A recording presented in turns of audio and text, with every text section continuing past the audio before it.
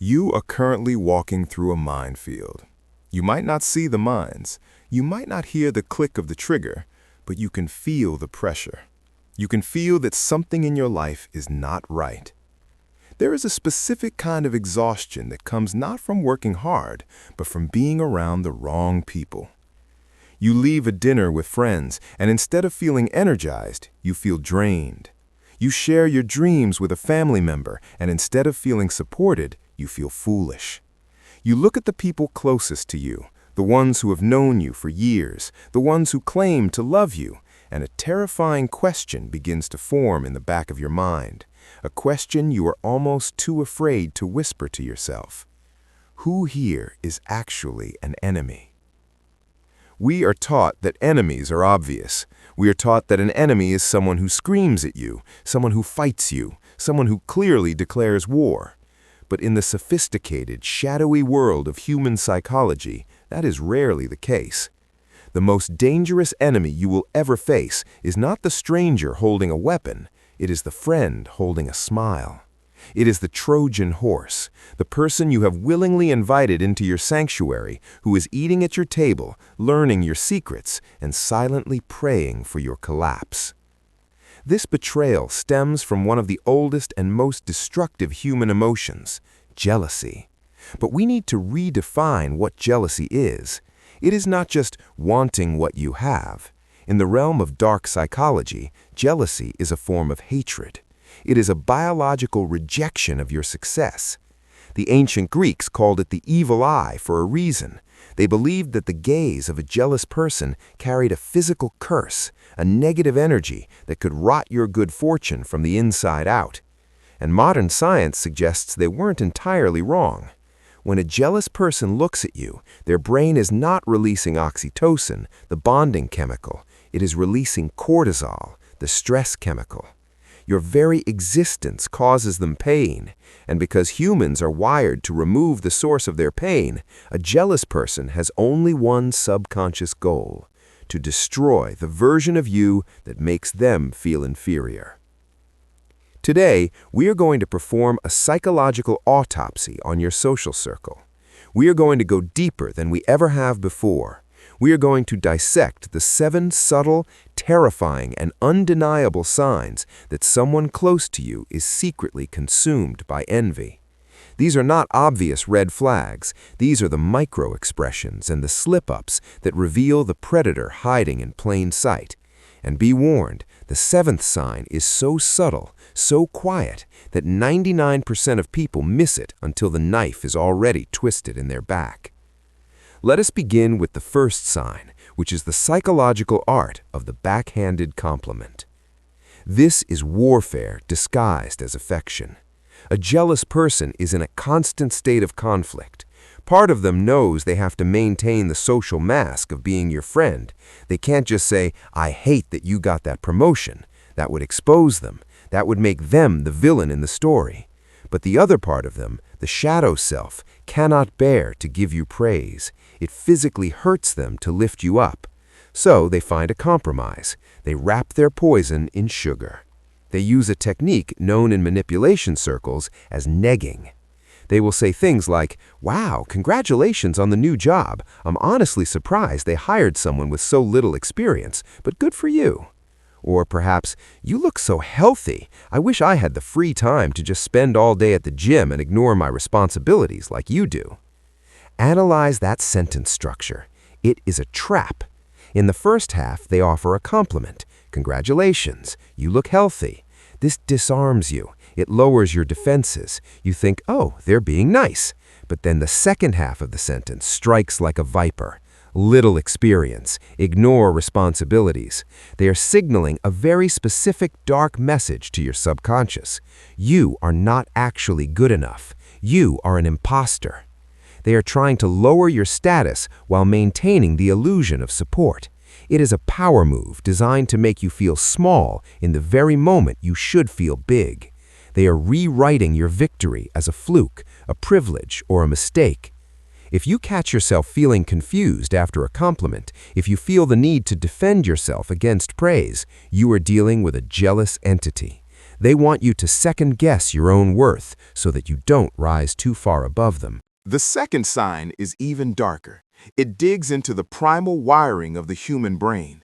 It is the joy of failure. The Germans have a specific word for this, Schadenfreude. It literally translates to harm joy. It is the experience of pleasure derived from another person's misfortune. This is the ultimate test of loyalty, and it is almost impossible for a human being to fake if you know what to look for. You need to become an observer of faces.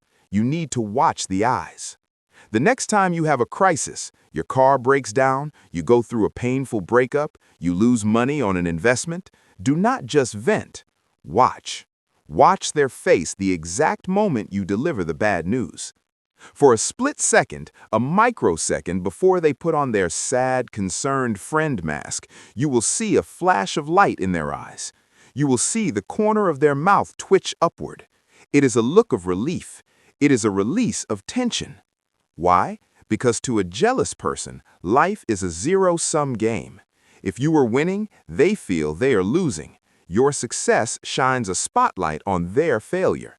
But when you are losing, when you are broken, suddenly they feel safe. They feel adequate. The balance is restored. Notice how their behavior changes when you are down. Suddenly, they are the best friend in the world. They have hours of free time to listen to you cry. They want to hear every single detail of how it went wrong. They ask probing questions. So, what exactly did she say when she left you? How much money did you lose? Wow, that's a lot. They are not gathering information to help you. They are gathering information to feed their ego. They are feeding on your pain like a vampire feeds on blood. They love the broken version of you because the broken version of you is not a threat. They want to be your savior, not your cheerleader.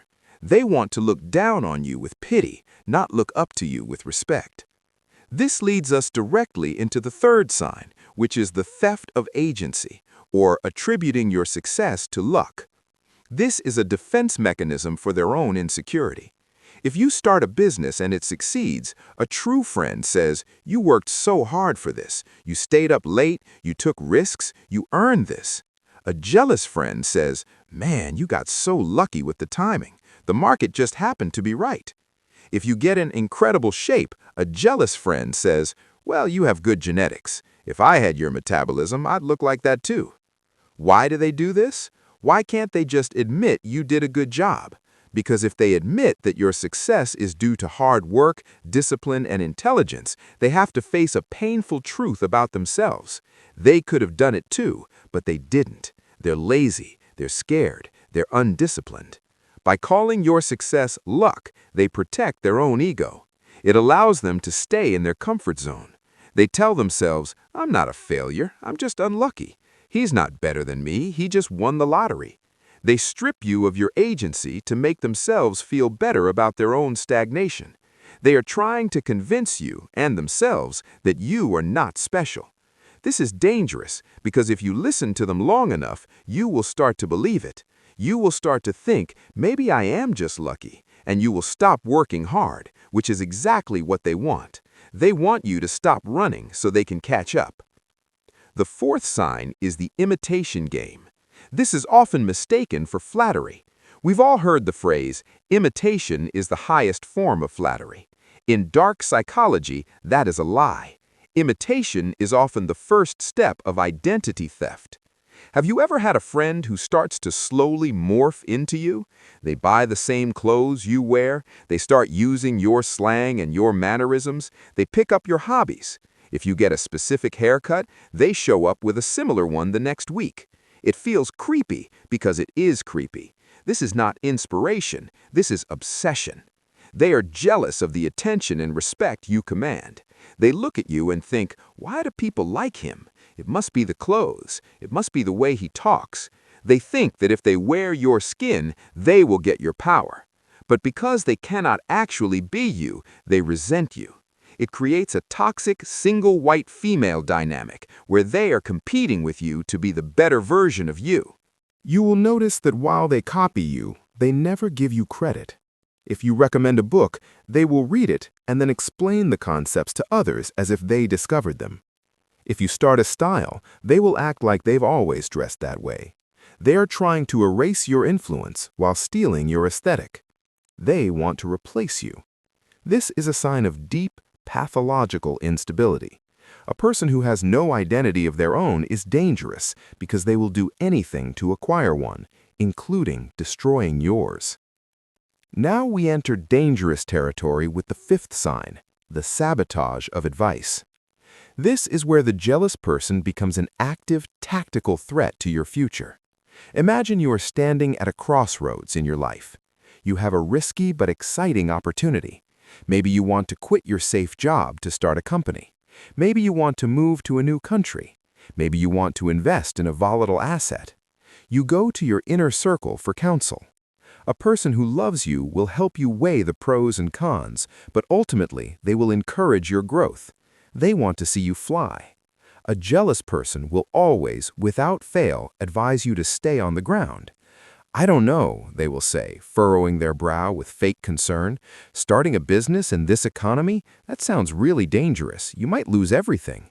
You should be grateful for the job you have." Or, "She seems too good for you. She probably has issues. Don't get too attached." They plant seeds of fear. They water your doubts. They are projecting their own fear of failure onto you. But more importantly, they are acting like crabs in a bucket. If you put a single crab in a bucket, it can easily climb out. But if you put 10 crabs in a bucket, whenever one tries to climb up, the others will reach up, grab its legs, and pull it back down. They will literally tear it apart rather than let it escape. Your social circle is the bucket. If you take that risk and succeed, you leave the bucket. You leave them behind in their mediocrity. So they act as an anchor. They use the guise of concern and protection to keep you paralyzed. They want you to stay in the hole with them because your misery loves their company. They are terrified that if you jump, you will prove that they could have jumped too, but were too cowardly to try. The sixth sign is public humiliation disguised as humor. This is a classic dominance display found in primates, and humans do it too. You are out with a group of people. The vibe is good. Everyone is laughing. Suddenly, this person decides to tell a story about you, but not a good story. They tell the story of the time you got rejected by a girl, the time you threw up at a party, the time you failed an exam, or they make a joke about your deepest insecurity, your height, your income, your receding hairline. The room goes quiet. You feel the heat rise in your cheeks. When you get upset or go quiet, they immediately gaslight you. "Whoa, relax, you're so sensitive. I was just joking. Can't you take a joke?" Listen closely. This is not a joke. In the language of power dynamics, this is a status check. By lowering your value in front of the tribe, they are attempting to raise their own. They are showing the group that they have the power to hurt you and get away with it. They are testing your boundaries. A joke is only a joke if both people are laughing. If you are the target and you are not laughing, it is a weapon. They are using social pressure to keep you in line. If you react with anger, you look like the crazy one. If you say nothing, you look weak. It is a trap designed to humiliate you.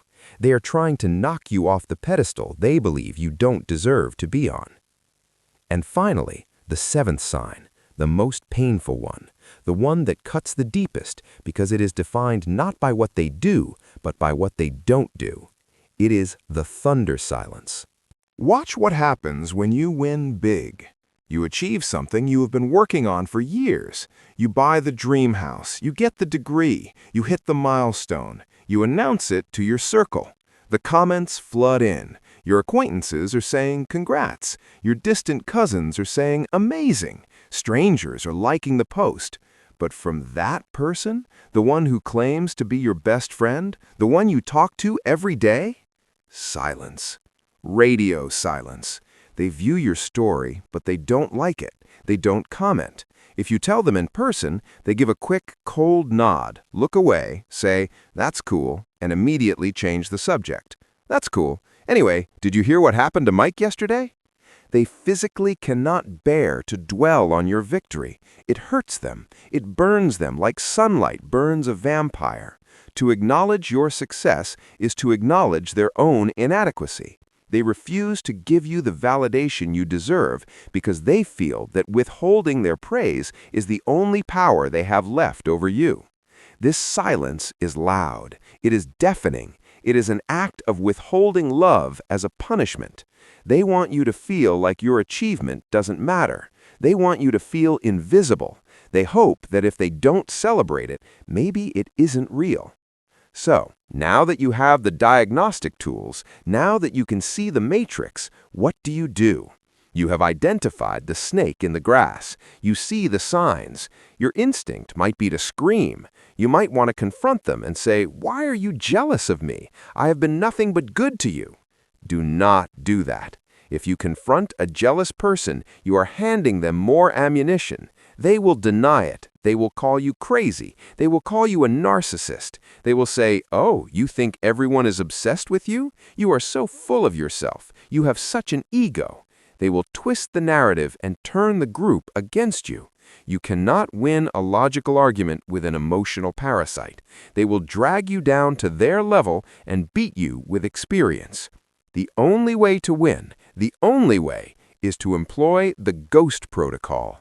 You do not fight, you do not explain, you simply fade. You put them on a strict information diet. Stop feeding them your life. If you have good news, celebrate it with people who actually love you. If you have bad news, grieve alone or with a trusted mentor. Give the jealous person nothing, no emotion, no details, no fuel. Become the gray rock. Be boring, be vague. When they ask, "How is business?" you say, "It's fine, same old, same old." When they ask, "Are you seeing anyone?" you say, "Not really, just busy with work." When they can no longer trigger you, when they can no longer feed on your highs and lows, they will starve. A parasite cannot survive without a host. They will get bored and move on to a new victim who gives them the emotional reaction they crave. It is painful to realize that people you loved are rooting against you. It is a lonely realization. It feels like a betrayal of the highest order. But you must reframe this. Jealousy is a signal. It is a data point. It is not a reflection of your bad character. It is a confirmation of your rising value.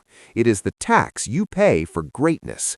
The higher you climb the mountain, the thinner the air gets, and the fewer people can breathe up there with you. You cannot carry dead weight to the summit. Do not apologize for your light just because it blinds someone else. Let them wear sunglasses, or let them look away. You have a destiny to fulfill. Trust no one until they have been tested by your success. Watch everyone, move in silence, and let your results be the only noise you make.